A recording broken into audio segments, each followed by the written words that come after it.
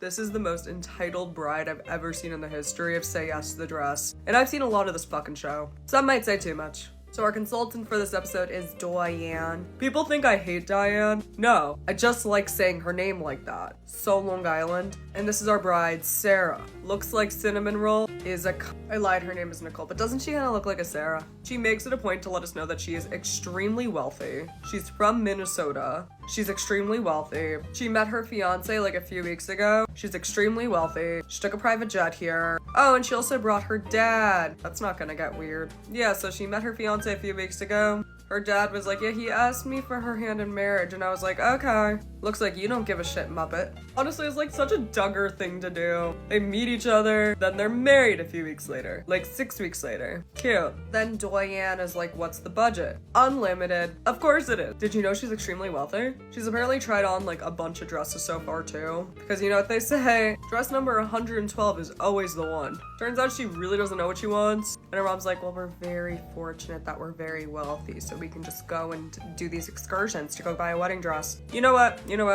You guys can stop there. I have just the dress for you. It's still on its way, by the way. Still on its way. So they start pulling dresses. They're laughing. They're having a good time. She comes out in the first one, and holy cotton tits. What is this? I mean, the back is nice. Her family loves it. Everyone loves this. This is the dress. Just kidding. She's not into it. So she tries on more dresses, and more dresses, and more dresses, and more dresses. And so she finally puts on this one, and it's just okay. But she loves it. Her dad's like, that's the one, Nicole. And her mom's loving it. Nicole is crying. She's like, I just don't know if this is it. I mean, we still have another store to go to. And Diane's like, what?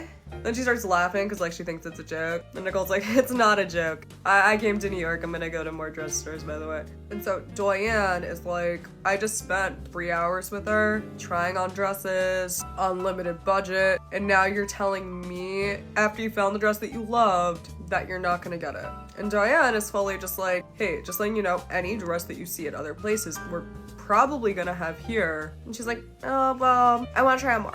So she leaves. And in a confessional, she straight up turns around and goes, if Diane wasn't so pushy, maybe I would have walked out with the dress. I'm sorry, where was she ever pushy? All she said was, whatever dress is at another store is probably gonna be here, and if you love this one, maybe it's time that you stop trying on dresses. But what do I know? So what do you know, Diane gets a call a few hours later, literally 30 minutes to close, being like, I'm here, I want to try on more dresses. Not retry the dress that I originally really liked. I want to try on new dresses. The privilege is just seeping through the phone. You can feel it. And Diane's like, I have other brides. I had other appointments. I'm trying to make a sale today so I can feed my family. So no.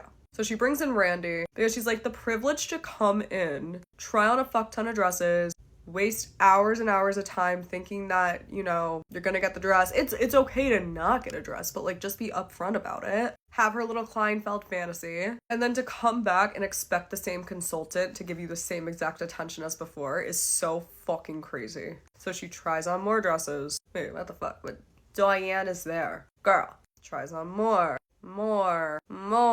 And Randy's like, I don't think she realized this, but the store is closed now. She's the only one here, and she still hasn't gotten the fucking hint. Because they're not gonna go and be like, oh, sorry, we're closed. Like, they're not gonna do that when they have a bride trying on $10,000 dresses. I don't think that they would do that for any bride, but it's like, just make an appointment for the next day and come back. Like, you're still in New York. You took a fucking private jet here. You made it a whole point to say that you took a private jet. Dude, what the fuck? So she tries back on the dress from before, and Randy's like, honestly, I don't think you're gonna find a better dress than this, but I don't want you to feel rushed. So why don't you go home, sleep on it, come back tomorrow, and just let us know.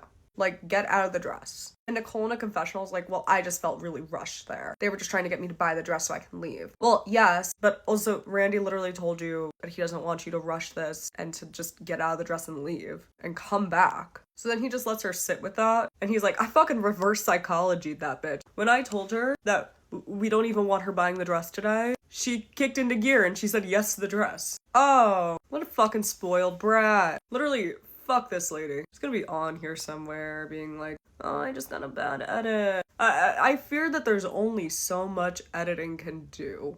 You know, none of these sounded like Franken bits. Let me just throw that out there. I've seen Dance Moms. And so her dad is crying. He's so happy. Oh, look, he's coming over. He's gonna give his daughter a hug. They're gonna share such a precious moment. They're gonna hug, right? Okay, well, that's enough of that shit. I didn't like that at all. Yeah, I don't give a shit what happens next. Sydney out.